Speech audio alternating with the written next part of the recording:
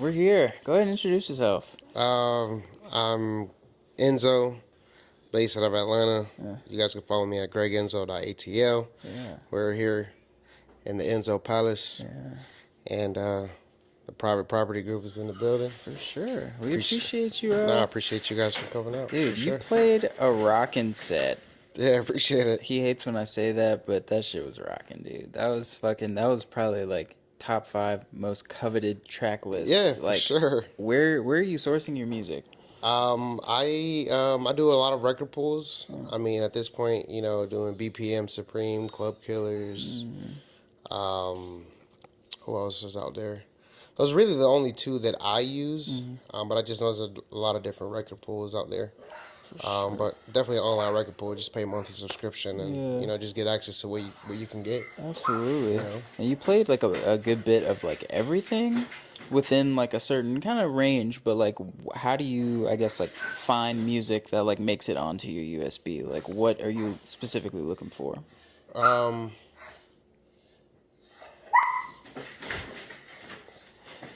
Let me take it. Oh, no, you're good.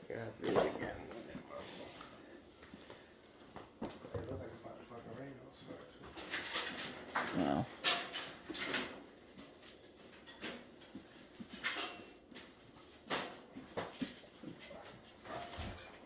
Hello.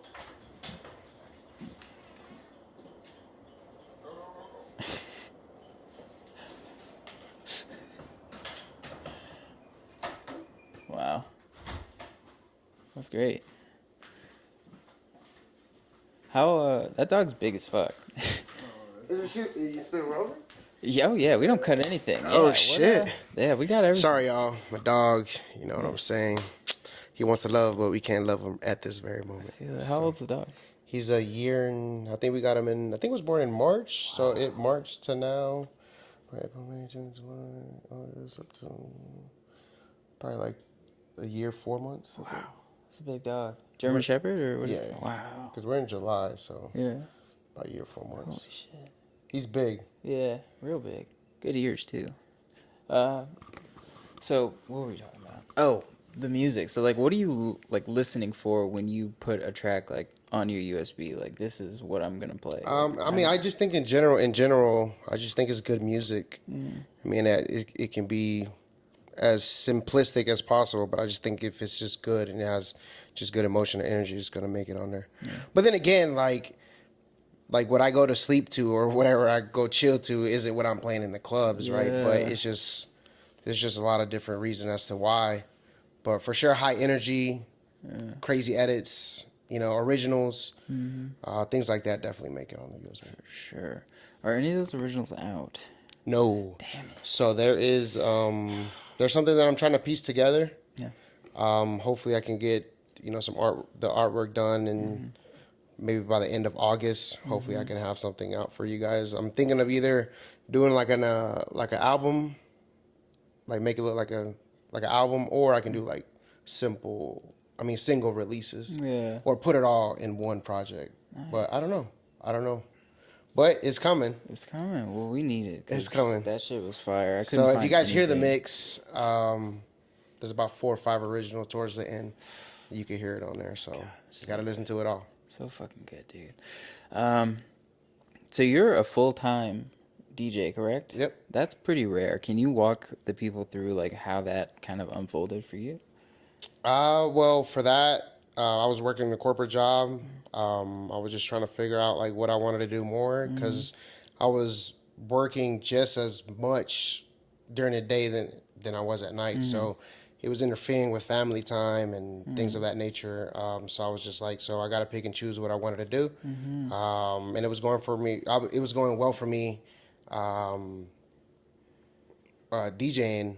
So I just said, okay, like, what are you going to do? You're going to do the corporate thing or are you going to do the DJing thing? And of course I wanted to do the DJing thing. So I made that leap and I do it full time. It's going pretty well. For sure. I'm just trying to stay consistent, create music, and kind of just try to set myself aside from other DJs and stand out and produce and produce and produce. I think that's very important for all the DJs. Is to start producing. Let's get out there. like that. Oh yeah. What are some of like the like sacrifices that you have to make? Because like obviously when we hear about people DJing full time, they're like, yeah, you know, you got to grind and stuff like that. But like, what does it really take? Like, is there like any sort of step by step, or like how do you? No, I think for everybody is different. Yeah. I just, most importantly, I think is networking and just Mm, try to get out there and play the face card yeah. and make sure you're introducing yourself and finding those people. Yeah. Because at the end of the day, I think that's what happens is you have to know, somebody, Yeah. unfortunately, to be able to play certain parties and things like that. For So sure. definitely networking, Mm, residencies. mm, I just think that keeps a constant money flow yeah. that you rely on, Mm-hmm. and still try to do the parties that you want to do. For sure. So definitely networking and residencies. Residencies. And Yep. you're a current resident where? I'm at Azotea Cantina every Friday. Nice. So they're a rooftop Mexican restaurant Mm, in Atlantic Station. It's the only Mexican restaurant in Atlantic Station. wow. So come out, get drinks, have a good time, Yeah. get some good food. I'll just be providing the vibes for you guys. But I do Survive. that every Friday. But then as far as any other days, Saturdays fluctuate. I could be at Impulse, I could be at Ibiza, I could be at Habitat on a Friday as well.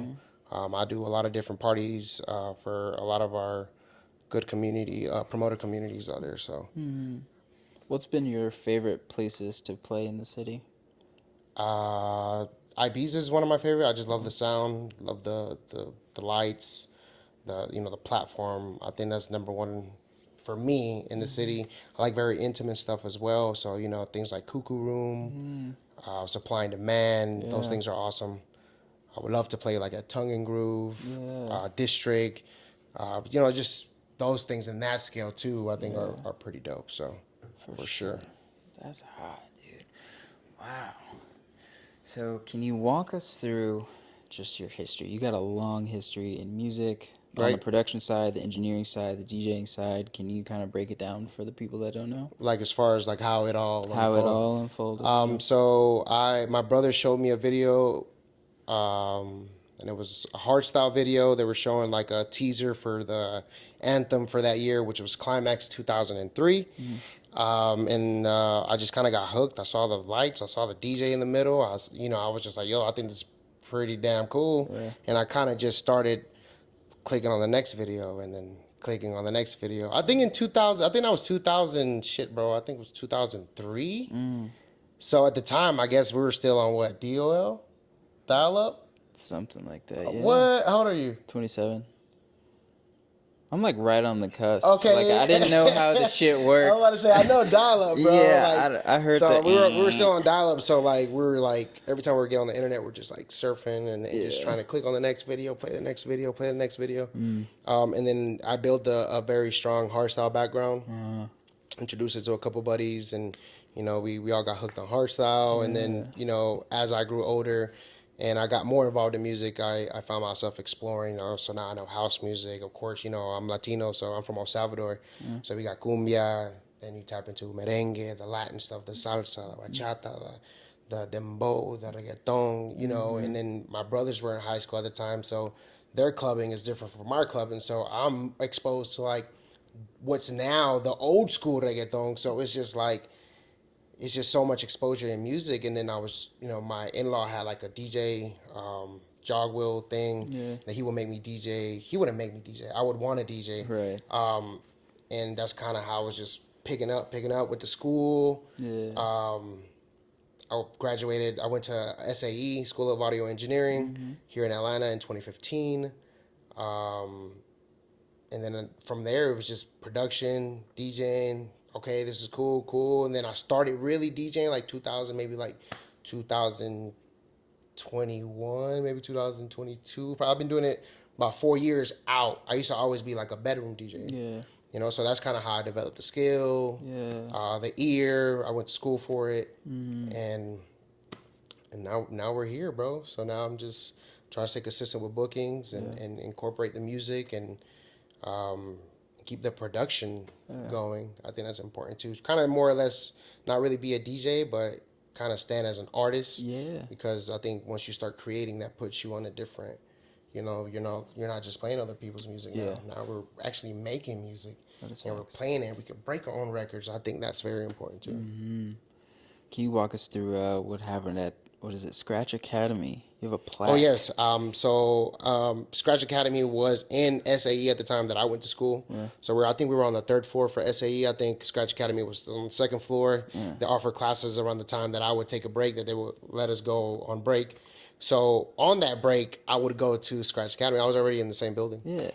So I did that. Shout out Sofa King Evil. We got DJ Jelly, DJ Oso, my boy Brent, DJ Sky. Yeah. They were all my mentors through that whole thing. So For sure. kudos to them. I got the plaque. I got what I wanted. Yeah. Because they give you like this dope plaque, that says your name and stuff on it. So I thought that was pretty cool too. I think I did the whole thing in CDJ 2000s. Oh, nice. Because they give you like an option to pick like what equipment you want to use, whether Yeah. vinyl or what you want to learn on. So I chose the CDJ and then did the whole thing. They make you do a whole like 15-minute performance, like what I did now, Yeah. in front of like people and in front of a panel. Uh-huh. And it was, Wow. yeah. It's fucking certified. What was the best thing, like the best takeaway that you learned from Scratch Academy or SAE or both?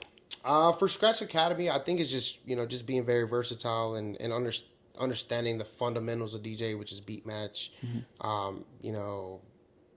Ensuring that you can align two songs together to create that blend. Yeah. That's required, in my opinion. Like we don't.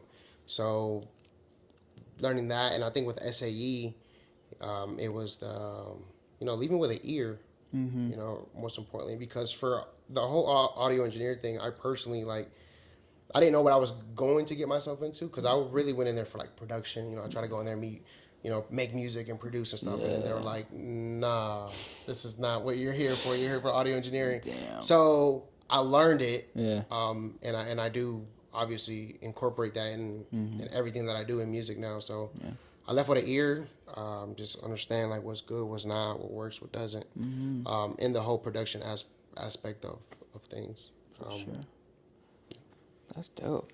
So given that you have a pretty well-rounded background of like just music in general, what are some of the things that you like and dislike about the industry?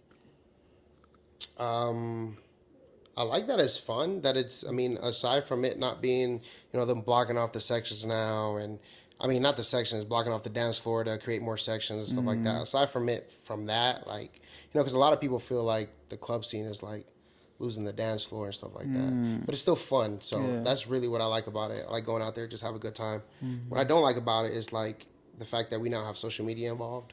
So it's like if you don't look a certain way on social media, then you kind of get overlooked, regardless of your talent. Right. I think that's the bad thing, but we just gotta get what we can get and roll with the punches. I personally try to grow myself organically. Yeah. All my followers, even though it's not a crazy amount, all those people I've met probably personally. Yeah. That's kind of how I grow.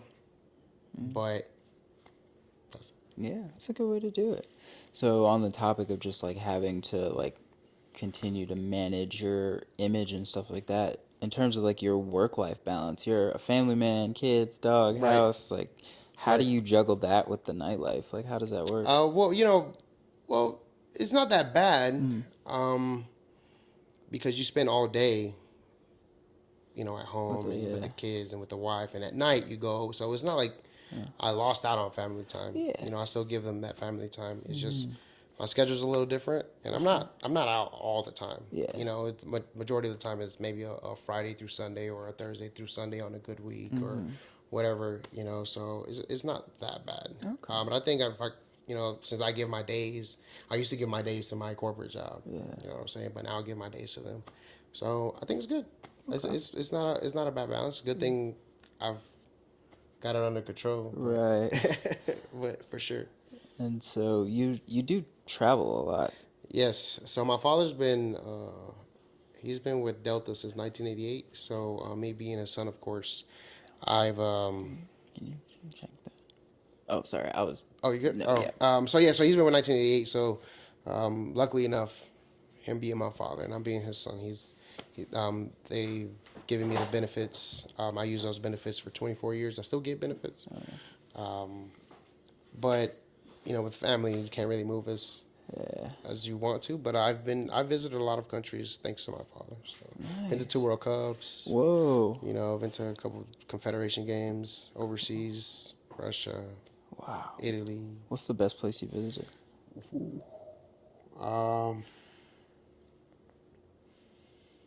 Shit, bro. I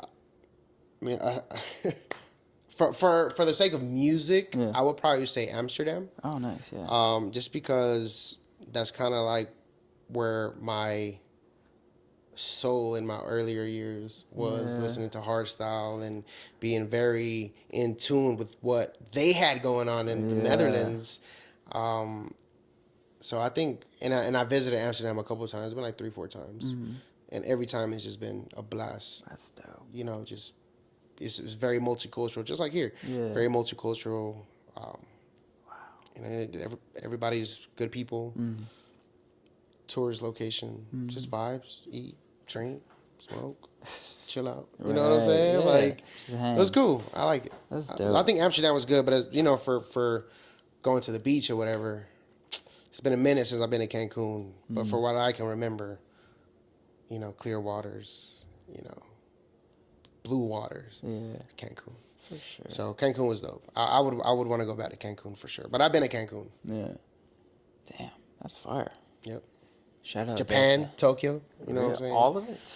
Yeah, I've been to Tokyo. That was awesome. That was awesome. Damn. That was next level experience. That was next level for sure. Did you play out there or just visit? No, I visited. Okay. I visited.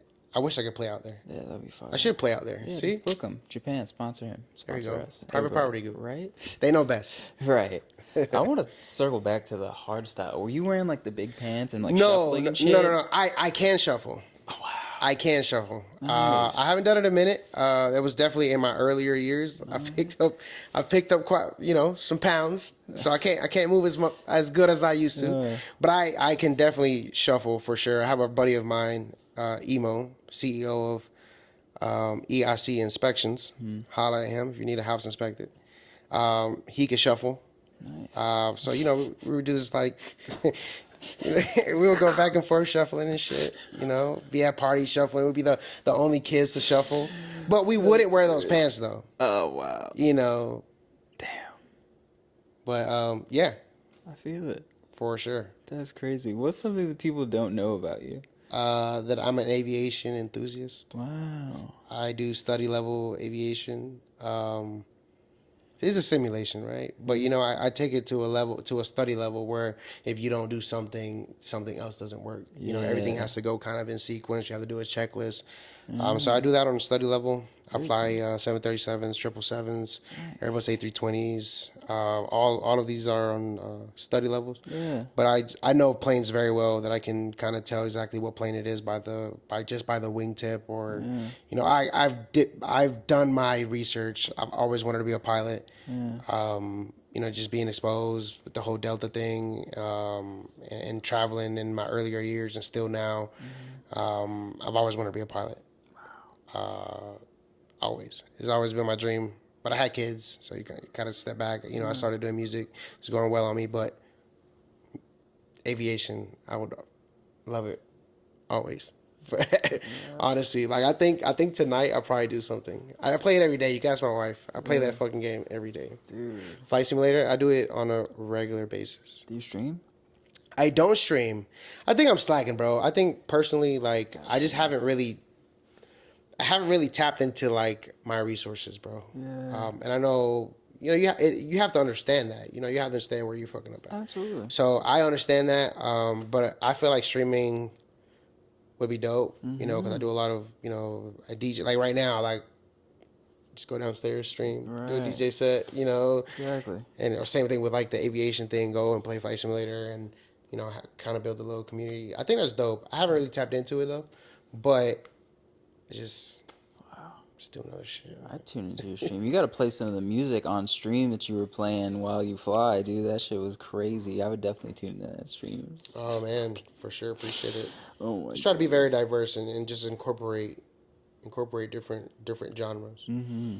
You know, I think it's important that if we understand that if one song is going one speed, regardless of what genre it is, it can mix. Yeah. You can create a whole new thing doing shit like that. Right. You know, so there is salsa that goes the same speed as Afrobeat. There is piano that goes the same speed as dembo. Mm-hmm. You know what I'm saying? There is fucking house music that goes some dembo speed as well.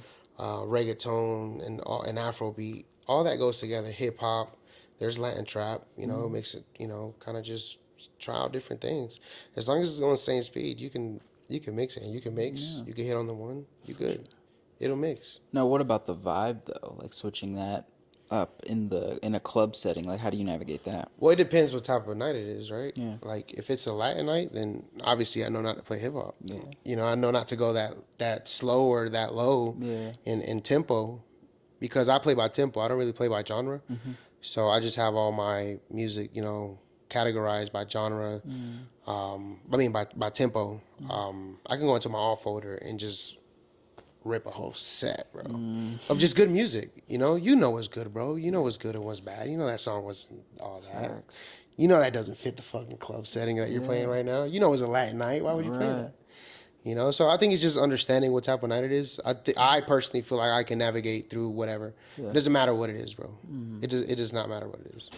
How much are you reading the crowd nowadays? I mean, you have a lot of experience, so is it like you just cue it up and you know what's fire, or are you still having to constantly check? No, you have to constantly check. You have to check that demographic. Like for example, as with the Cantina, obviously it's a Mexican restaurant, but there's a diverse community that comes in, so you have to be that diverse. You have to play the hip hop. You have to play the salsa. You have to play the reggaeton. You have to play like the R&B. You know what I'm saying? You have to do those things.